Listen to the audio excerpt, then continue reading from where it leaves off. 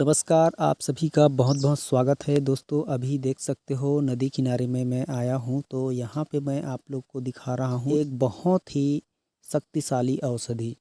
और ये औषधि इतना शक्तिशाली है कि इसको अगर आप एक प्रयोग करोगे तो ही रिजल्ट दिखा देता है। ऐसा नहीं है कि 2-3 बार करोगे तो पता चलेगा या फिर कई दिनों तक इस्तेमाल करोगे तो पता चलेगा, नहीं। सिर्फ एक बार इस्तेमाल करोगे तो आपको रिजल्ट दिखेगा और एक रात में ही आपको फ़र्क पता चलेगा। मतलब इस औषधि का, इस दवा का रात में इस्तेमाल होता है, क्योंकि दिन में इस्तेमाल करने से ज़्यादा फ़ायदा नहीं करेगा। और रात को जब इसे लगाओगे तो देखोगे चमत्कार सुबह तक। इस औषधि को मैंने अपने दोस्त को दिया था, उस दोस्त को जो मेरा बचपन का साथी है। लेकिन उस जानकारी को बताने से पहले मैं आप लोग को इसकी कुछ और ख़ास जानकारी है जिसको बताना ज़रूरी समझता हूँ, तो उसको भी जान लीजिए। इसके जो पत्ते देख रहे हो ना, इसके पत्ते को मसल करके या फिर तोड़ मरोड़ के रस निकाल, जिसके भी कान में दर्द है उसके कान के दर्द को ठीक करने के लिए आप 1-2 बूंद टपका दीजिए, कान का दर्द ठीक हो जाता है।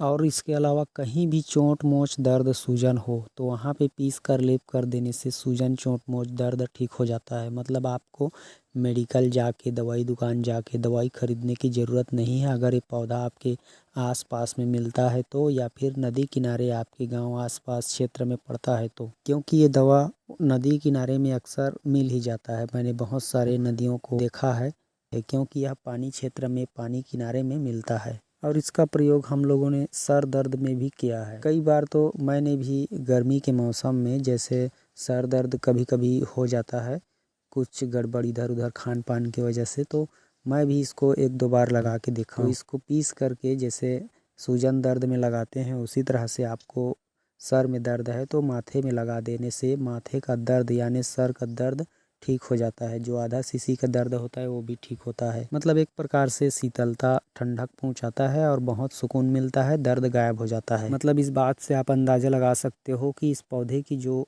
प्रकृति है ना, वो शीतल है, ठंडा और साथ में उत्तेजक और विरेचक भी है। और दोस्तों इसके जो अभी मैं आपको फल दिखा रहा हूँ, देख सकते हो इसका फल इस तरह से होता है।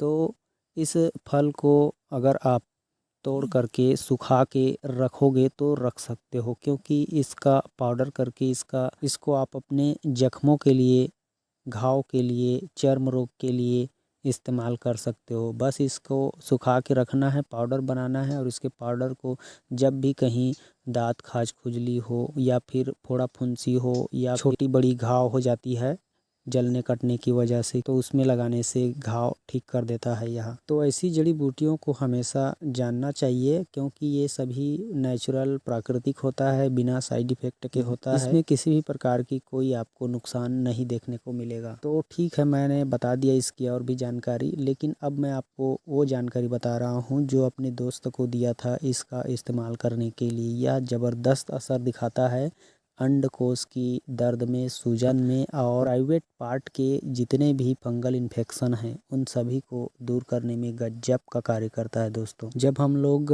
पढ़ाई करते थे उस समय हम लोगों को इस तरह की जो जानकारियाँ नहीं होती थी। मतलब हम इच्छा रखते थे कि शायद ये जड़ी बूटी किस काम का आता है, ये जड़ी बूटी किस चीज़ के लिए होता है। तो इच्छा तो होती थी लेकिन हम लोग जानते नहीं थे। तो जानकारी के लिए हम लोग टीवी में बाल कृष्ण जी का वीडियो आया करता था, आचार्य बाल कृष्ण, जिसको सभी लोग जानते होंगे।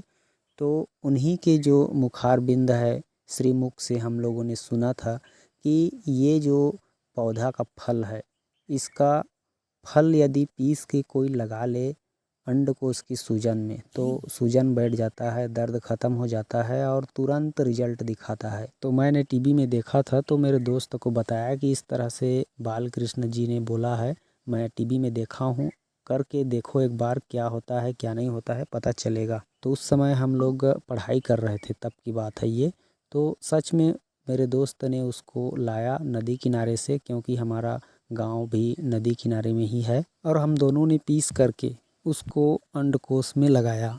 मेरे दोस्त को हुआ था, मतलब अंडकोश की शुरुआत हो रही थी, मान के चलो उसका जो अंड वृद्धि था ना, वो शुरुआत था तो अंड वृद्धि धीरे धीरे हो रहा था, माने साइज से कुछ बड़ा हो चुका था।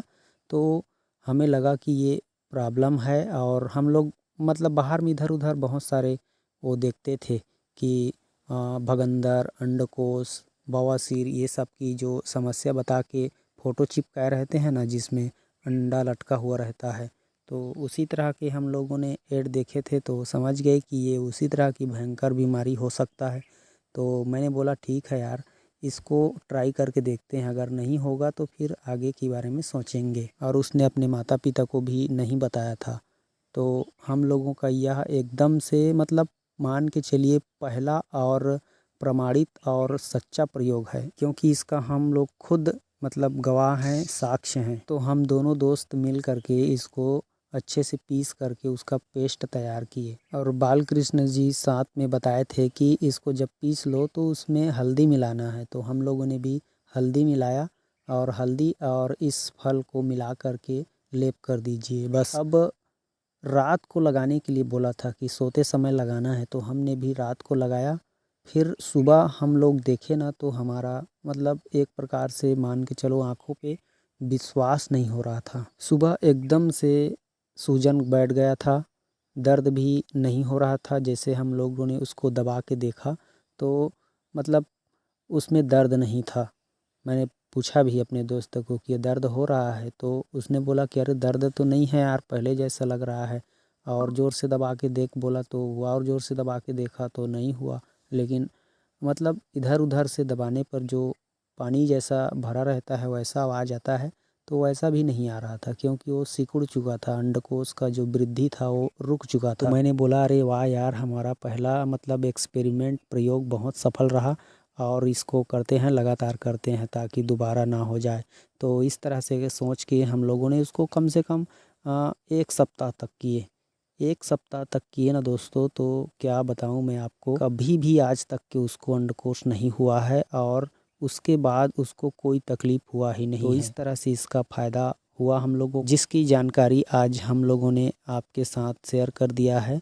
अगर ये वीडियो की जानकारी से आपको विश्वास है, तो आप प्रयोग करके कभी भी ज़रूरत पड़े तो देख सकते हो, या फिर अपने यार दोस्तों को जिसको ज़रूरत हो बता सकते हो। तो मिलते हैं अगले वीडियो में, ताकि आपको नई नई जानकारी इसी तरह की बताते रहें, और हमेशा आप भी और हम भी खुशियों से यूं ही जीते रहें। नमस्कार, जय हिंद।